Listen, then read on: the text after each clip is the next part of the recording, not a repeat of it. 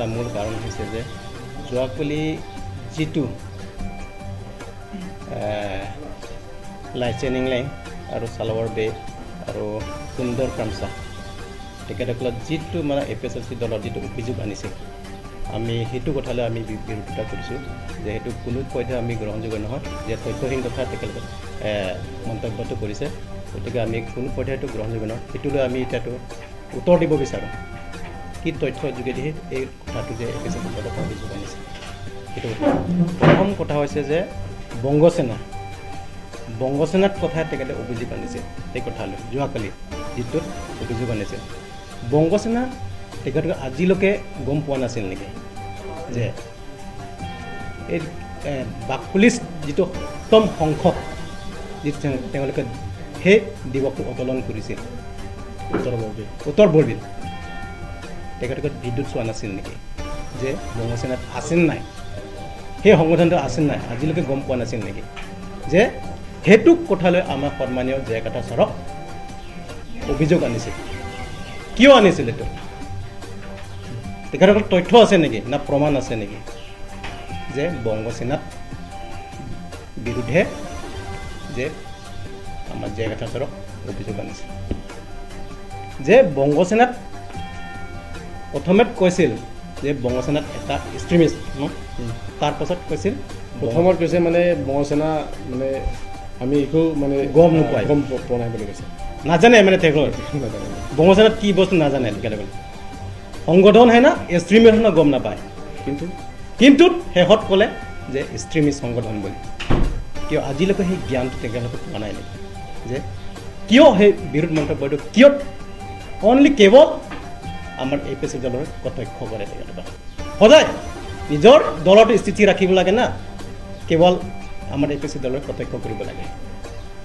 এইটোৱেই প্ৰশ্ন প্ৰথমত নিজৰ দলটো স্থিতি ৰাখক না যে প্ৰমাণ নথকা বস্তু তথ্যহীন কথাত অভিযোগ আনি থাকে যে আজিলৈকে গম পোৱা নাই নেকি যে নিজৰ কিবা লাভৱান কাৰণে তেখেতে ব্যক্তিগত কিবা লাভ পাবৰ কাৰণে সেই মন্তব্যটো কৰিছিল নেকি সেইটোৱে প্ৰশ্ন এতিয়া হয় ন এইটোৱে প্ৰশ্ন এতিয়া লাইচেন ডাঙৰীয়াক তেখেতে বৰ্তমান ক'ত আছিল কোনটো দলৰ আছিল নহয় এজন পবিত্ৰ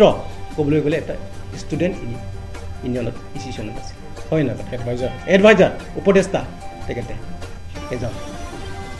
তেতিয়াহ'লে কেনেকৈ জড়িত হ'লে এতিয়া বৰ্তমান বিজেপিৰ স্পক পাৰ্চন কেনেকৈ আহিল নিজৰ KSAত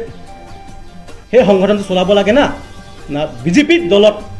স্পক পাৰ্চনটো চলাব লাগে সেইটোৱে প্ৰশ্ন কথাত যিটো কয় সিফাল কৰি পেলাই APSLC দলক সদায় অভিযোগ আনে এইটো আমি নিন্দা কৰিছোঁ ধিক্কাৰ দিছোঁ কোনো পধ্যে গ্ৰহণ নহয়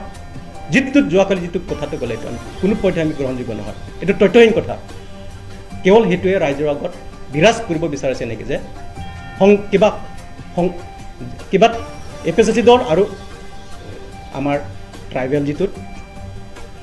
জনজাতিক সংঘাত কৰিবৰ কাৰণে সেই কথাটো আনিছিল নেকি সদায় সেই কথাটো ৰাইজৰ আগত উল্লেখ কৰি থাকে যাতে আহি থকাৰ দিনটো যাতে এনেকুৱা মন্তব্য নকৰে আৰু এজন ক'ব লাগে শিক্ষিত মানুহ লাইচেন নহয় চালাৱাৰ বে তেখেতে 6 শিডিউল কথা 6ষ্ঠ অনুসূচীৰ কথা তেখেতে উল্লেখ কৰিছিল আপোনালোকৰ আগত প্ৰেছমেন আগত যে প্ৰেগাপ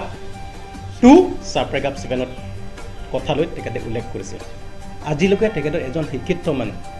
বুদ্ধিজীৱী মানুহ আজিলৈকে সেই কথাটো জনা নাছিল নেকি যে